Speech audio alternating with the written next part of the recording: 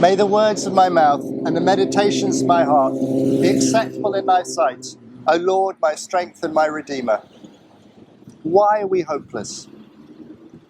I wrote this year's Swarthmore Lecture in the months before the coronavirus epidemic dislodged every certainty and caused despair to many who have lost loved ones. We mourn all the health workers who have died, as well as the care homes, which seem to have been unsupported. We berate what appears to be incompetence. It is obvious why we are hopeless. We have more to worry about than a devastating virus. In our current era, where every day brings more news of global warming and extreme weather events, where our leaders seem collectively to have taken leave of their senses, and where populist policies and politicians are undermining peace and prosperity, it's easy to be pessimistic. There have been tough times before, but today everything looks extremely gloomy. The gamble on market fundamentalism appears to have been lost.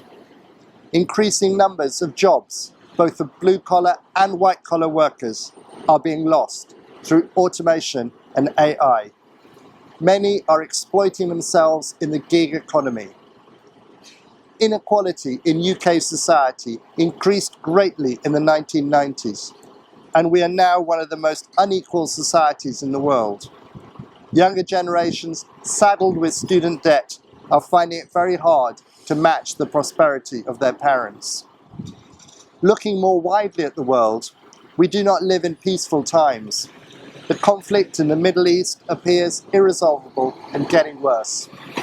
Rivalry between Iran and Saudi Arabia results in bloody proxy wars in Lebanon and Yemen.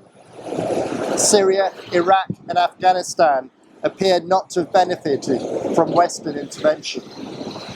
Here at home, we've had the experience of Me Too and Black Lives Matter, which has challenged us all to think about our privilege.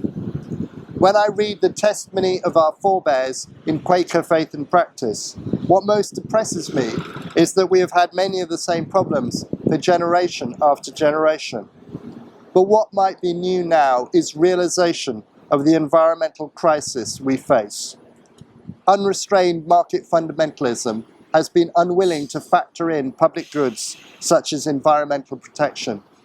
Temperature is rising. More extreme weather events follow, with all the deaths, dislocations, and refugee movements that they bring in their wake. Species face extinction. Food crops will be non-viable. Plastic waste accumulates. No wonder Greta Thunberg has said, "Adults keep saying we owe it to the young people to give them hope. But I don't want your hope. I don't want you to be hopeful. I want you to panic."